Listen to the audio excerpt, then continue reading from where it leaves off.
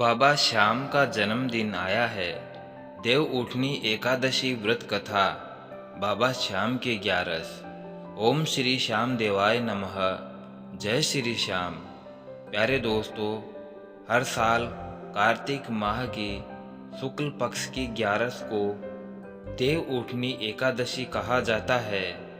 इसे देवोत्थान एकादशी, देव उठनी 11, प्रबोधिनी एकादशी आदि नामों से भी जाना जाता है। कथा इस प्रकार है। एक राजा के राज्य में सभी लोग एकादशी का व्रत रखते थे। प्रजा तथा नौकर चाकरों से लेकर पशुओं तक को एकादशी के दिन अन्न नहीं दिया जाता था। एक दिन किसी दूसरे राज्य का एक व्यक्ति राजा के पास आकर बोला, महाराज कृपा करके मुझे नौकरी पर रख लें। तब राजा ने उसके सामने एक शर्त रखी कि ठीक है, हम तुम्हें रख लेते हैं, किंतु रोज तुम्हें खाने को सब कुछ मिलेगा, पर एकादशी को अन्न नहीं मिलेगा।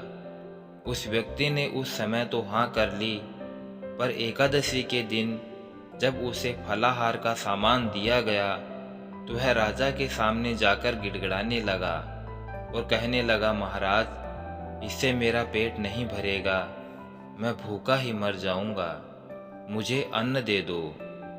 राजा ने उसे शर्त की बात याद दिलाई, पर वह अन्न छोड़ने को राजी नहीं हुआ।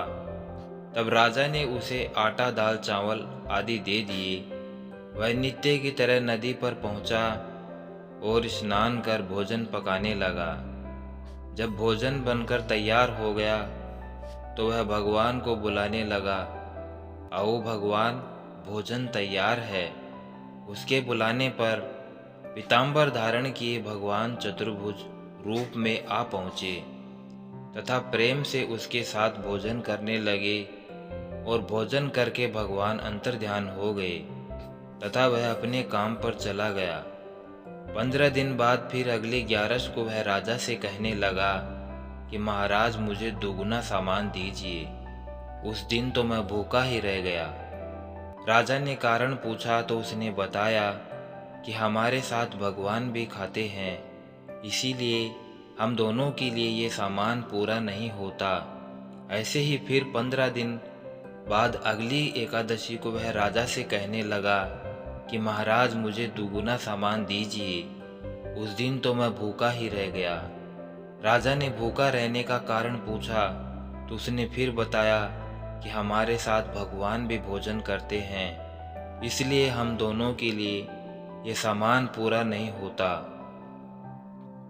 यह सुनकर राजा को बड़ा आश्चर्य हुआ और बोला, मैं नहीं मान सकता कि भगवान तुम्हारे साथ भोजन करते हैं। मैं तो इतना व्रत रखता हूँ, पूजा करता हूँ, पर भगवान ने मुझे कभी दर्शन नहीं दिए। राजा की बात सुनकर वह बोला, महाराज यदि आपको विश्वास न हो रहा हो तो आप मेरे साथ स्वयं चलकर देख लें। राजा एक पेड़ के पीछे छिपकर बैठ गया। उस व्यक्ति ने भोजन बनाया तथा भगवान को शाम तक पुकारता रहा, लेकिन भगवान नहीं आए। अंत में उसने कहा, हे भगवान, यदि आप नहीं आए तो मैं नदी में कूदकर अपने प्राण त्याग दूंगा। लेकिन भगवान फिर भी नहीं आए। तब वह प्राण त्यागने के लिए नदी की तरफ बढ़ा। प्राण त्यागने का उसका दृढ़ इरादा जान शीघ्र ही भगवान ने प्रकट होकर उसे रोक लिया और साथ बैठकर भोजन करने लगे।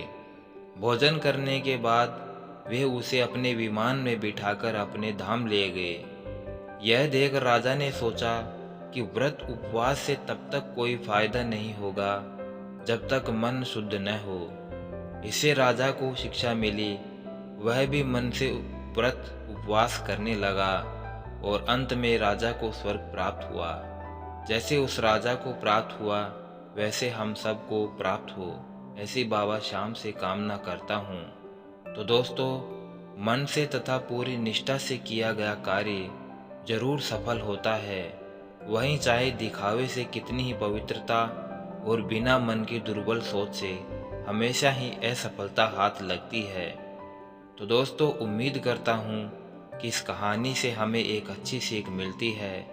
तो अगर कहानी पसंद आई हो तो एक प्यारा सा लाइक करें और साथ ही साथ चैनल को सब्सक्राइब कर बेल आइकन ज़रूर प्रेस कर लें, ताकि आने वाली और ऐसी ही वीडियो की नोटिफिकेशन आप तक सबसे पहले पहुंच जाए।